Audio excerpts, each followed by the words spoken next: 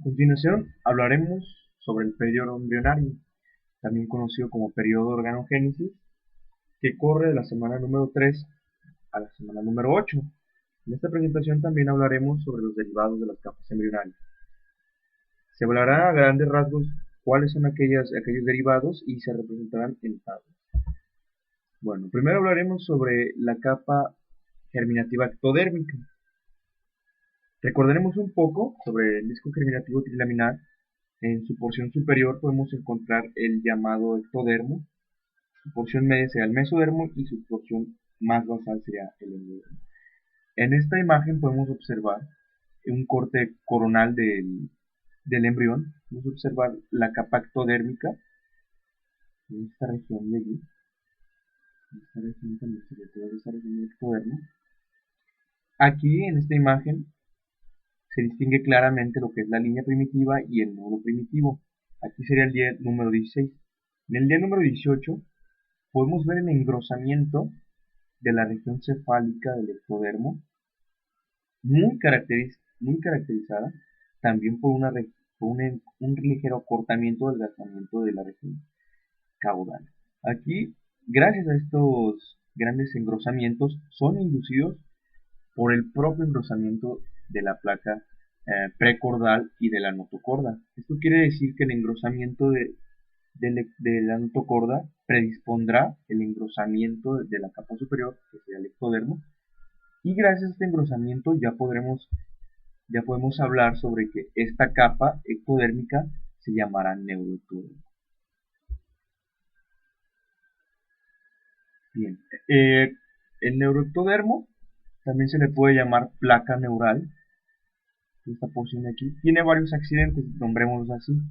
Un accidente que serían los bordes laterales del neuroectodermo, también conocidos como pliegues, pliegues de la placa neural, o pliegues neuronales, todas estas porciones laterales del neuroectodermo.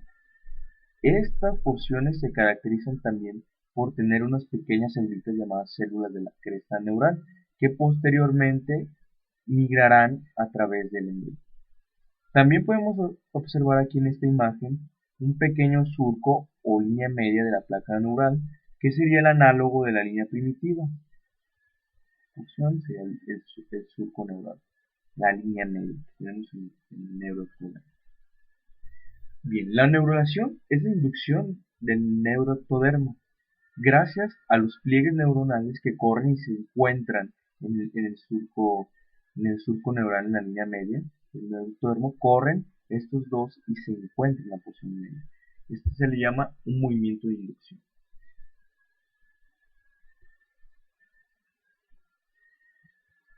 Estos pliegues tienen una gran característica de inducción. Esta inducción será dada de forma cefálica y caudal. Esto quiere decir que se cerrará primero la porción cefálica, la porción superior, y posteriormente se cerrará su porción inferior, su porción caudal.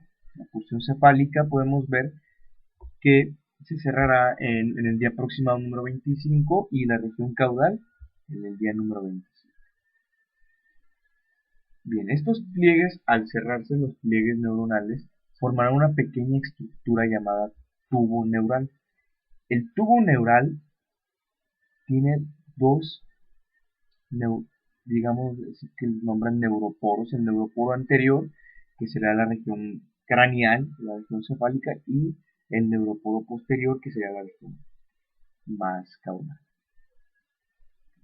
Estas estructuras no se cierran drásticamente, sino que también se caracterizan por tener una pequeña, digamos, un pequeño puente de conexión entre la cavidad amniótica y el tubo neural.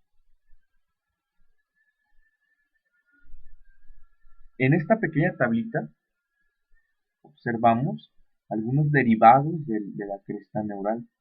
Aquí podemos ver células características del sistema nervioso central, las células de Schwann. Estas celulitas producen un pequeño, digamos, un pequeño recubrimiento de mielina en las neuronas. es decir, como el cable de el cable, es el aislante del cable de cobre.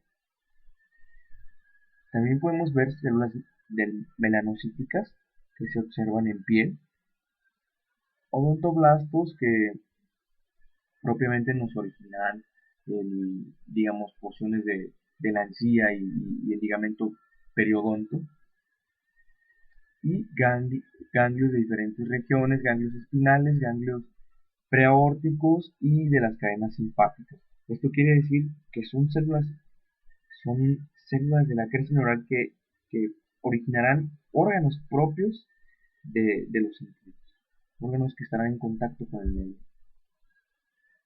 La cresta neural.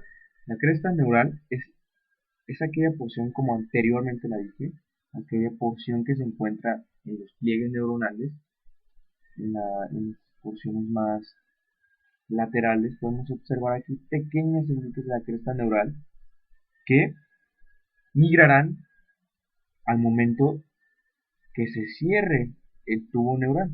Vemos aquí ya cómo está cerrado el tubo neural gracias al momento en que se encuentran los pliegues neuronales del neuroectodermo. Aquí ya forman el pequeño tubo neural. Una vez aquí, las células de la cresta neural empiezan a migrar. Muy bien. Estas células no migran de manera aleatoria. Son células que pueden migrar de dos maneras distintas. Pueden migrar de una manera dorsal o de una manera ventral.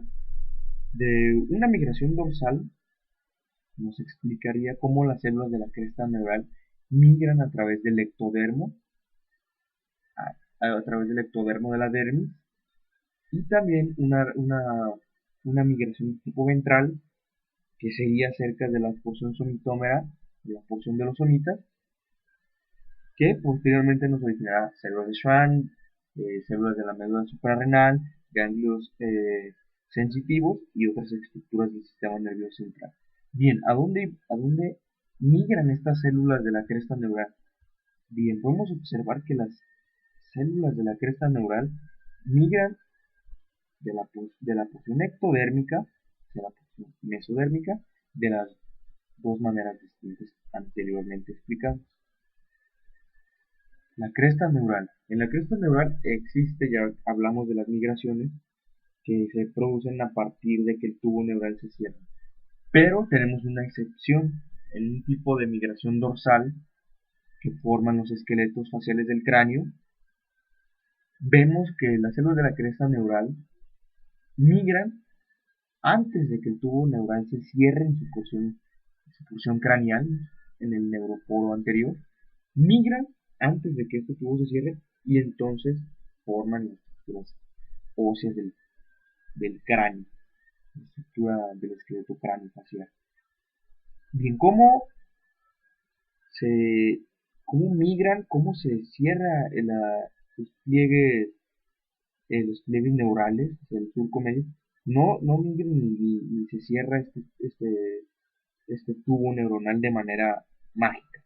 Existe una pequeña proteína que los hace encontrarse estos pliegues y a la vez migrar las células de la cresta neural. Esta proteína se llama proteína morfogénica de hueso. Es importante hablarla porque esta proteína es una de las más importantes en el periodo embrionario. También podemos hablar sobre las placodas.